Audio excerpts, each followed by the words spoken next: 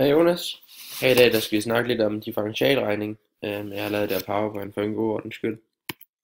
Hvis vi går videre her til dagsordenen, så er de her 5 punkter vi skal igennem. Det er noget med sekanten og noget med tangenten. Og så har vi en differentialkvotient, en differentialkvotient, og så skal vi kigge på differentialkvotientens kontekst i rutsjebaneprojektet, altså sådan sætte den i perspektiv til virkeligheden. Og til allersidst så skal vi kigge på nogle grafer eller funktioner, som ikke er differentiable. Yes, lad os egentlig bare gå i gang. Det første vi skal snakke om, det er tangenten og sekanten, og hvis jeg skal starte med at snakke om sekanten, så er sekanten, det er en ret linje mellem to punkter på grafen. Så altså har man et punkt her, som det første punkt, og det sidste punkt, så kan man tegne en sekant imellem, som gik igennem begge punkter. Lad os tegne en, der er lidt tættere på. Lad os tage det punkt her. Vi tegner det her. Det der punkt. Der har vi et punkt her. Og så er den rette linje, der går gennem begge punkter, det er sekanten. Det skal selvfølgelig være en ret linje, så det går ikke, den er lidt skæv. Og det er egentlig sekanten. Tangenten derimod, det er, hvor man finder et punkt. Det kunne for eksempel være, x lige med 8, så har vi det lige her. Og så sekanten, tangenten, det er en ret linje igen, som lige akkurat tangerer punktet, men kun rammer det punkt. Så det er altså igen en ret linje, der lige tangerer det punkt, der nu er givet. Yes. Lad os gå videre. Differenskvotienten, det er sekantens hældning, og man kan finde, altså hvis man for eksempel, lad os lige tegne en sekant igen her. Og en sekant, der rammer det punkt, rammer det her punkt. Tegner vi lige en ret linje imellem. Sådan. Og så ser man simpelthen bare hældningen her. Så hvis man går en ud, hvis vi går en ud her, så er vi mange vi går op, så den er meget, meget svær at aflæse den her. Og når den nu er det, men hvis man, når den nu er svær at aflæse, så er der selvfølgelig også en formel til at kunne beregne den her hældning her. Og det første punkt her, i stedet for at kalde det, lad os sige tegne her. Normalt vil vi kalde det her x1, men med det her differentialregning, så kalder vi den første for x0. Og den anden her, den hedder x, bare x, nede på x-aksen. Og herovre på anden aksen, der har vi det her punkt her. Der vil så være f af x0. Og den anden her, det vil bare være f af x.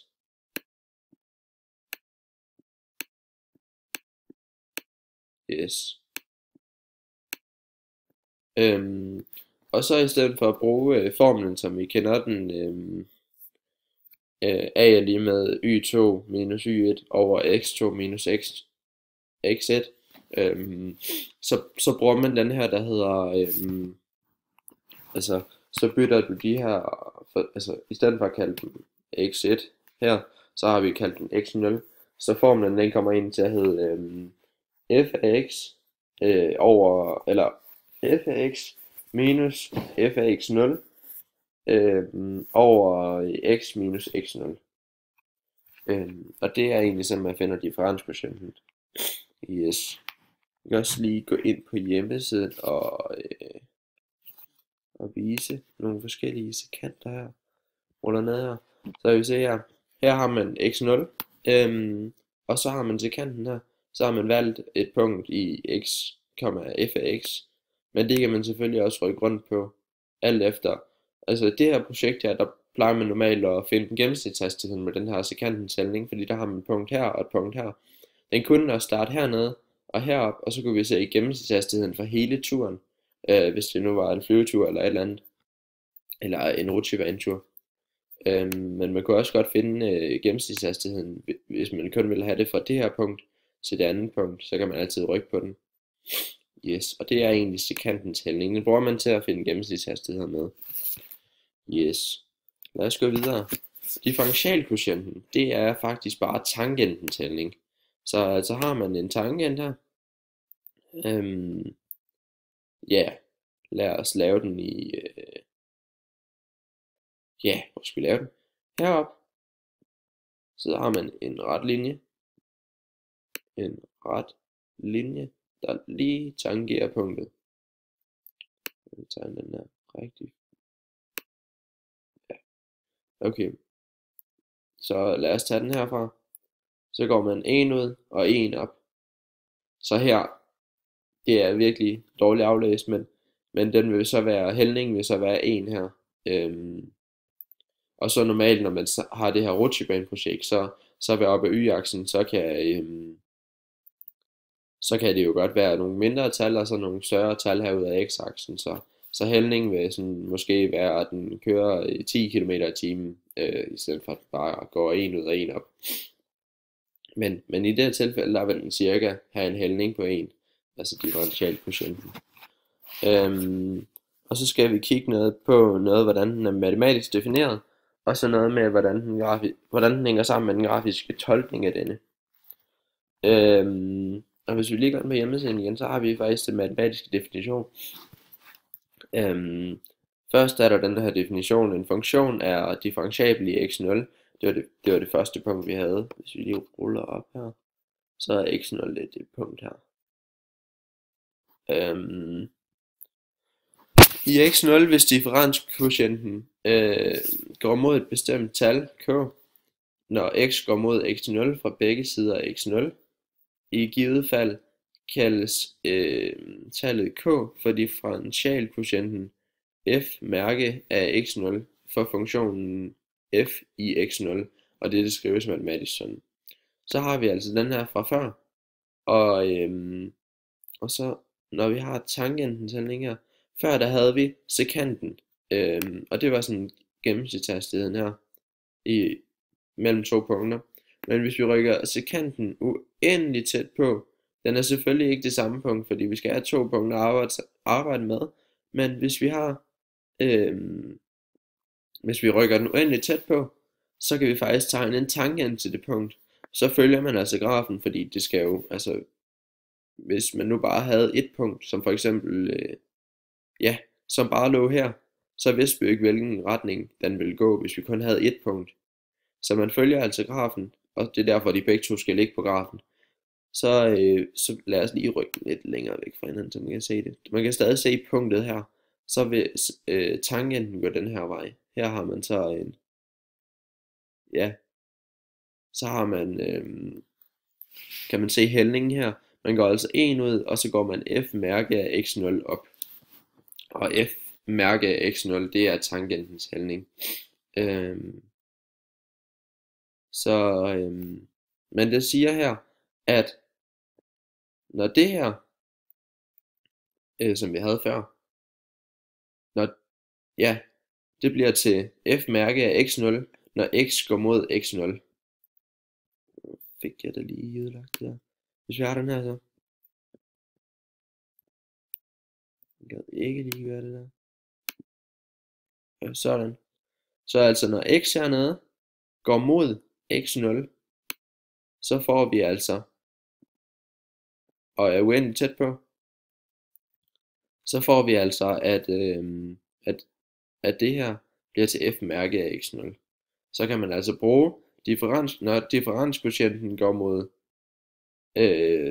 eller den går mod differentialkvotienten, når x går mod x0. Altså så når man har de her punkter, i stedet for at have differenskvotienten, som så bliver til tangentens hældning, når vi rykker den uendeligt tæt på, i stedet for sådan en sekant, så har vi differentialkvotienten. Og det var vist egentlig bare det. Og det var den grafiske fortolkning, det var jo bare, at man rykker denne her. Yes. Og så skal vi snakke lidt om, hvad har vi her?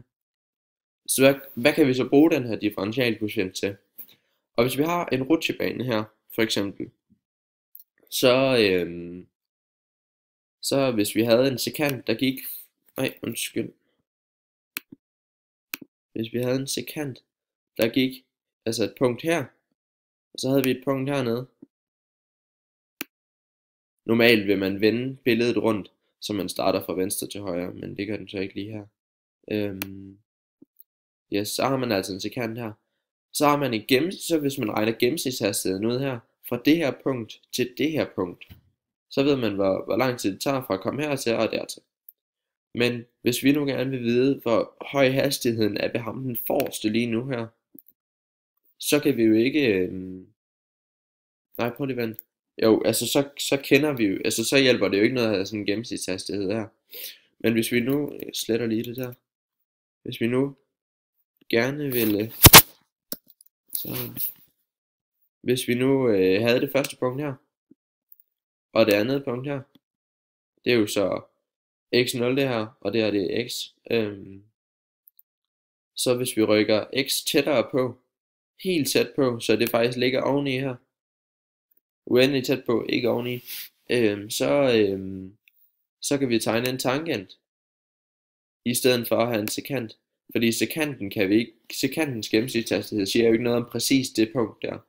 Og det er egentlig øjeblikshastigheden, vi gerne vil bruge det her projekt her, og det er det, vi sådan egentlig kan bruge den til. Ja, det håber jeg giver mening. Men altså det er øjeblikshastigheden, og for at det skal være så præcis som muligt, så rykker man x hen mod x0, for at få den der tangent, i stedet for en sekant. Yes.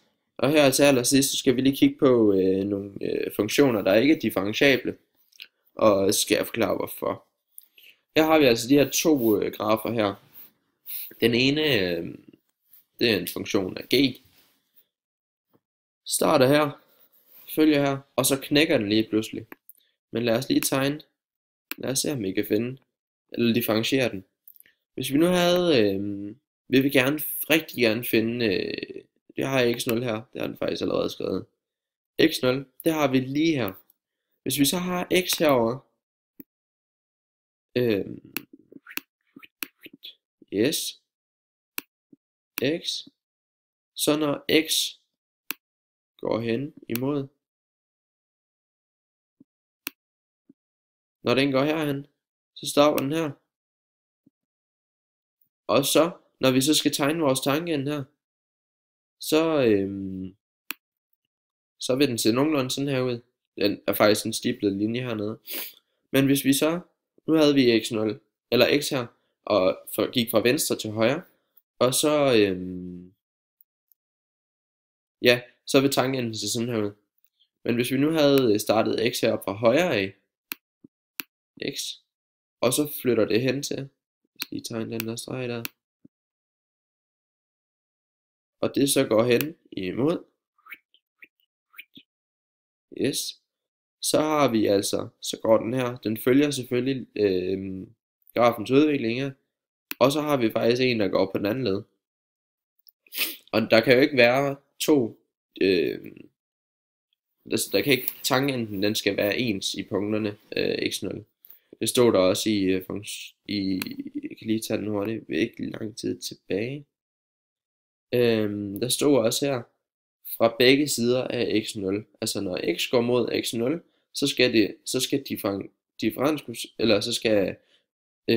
så skal tallet, altså enten tangentens hældning eller sekantens hældning være det samme i x0.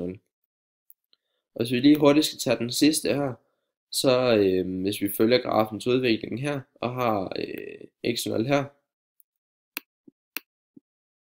så har vi altså en der vil gå ud sådan der, altså en differentiabel, eller ikke en differentiabel, en differentialkvotient.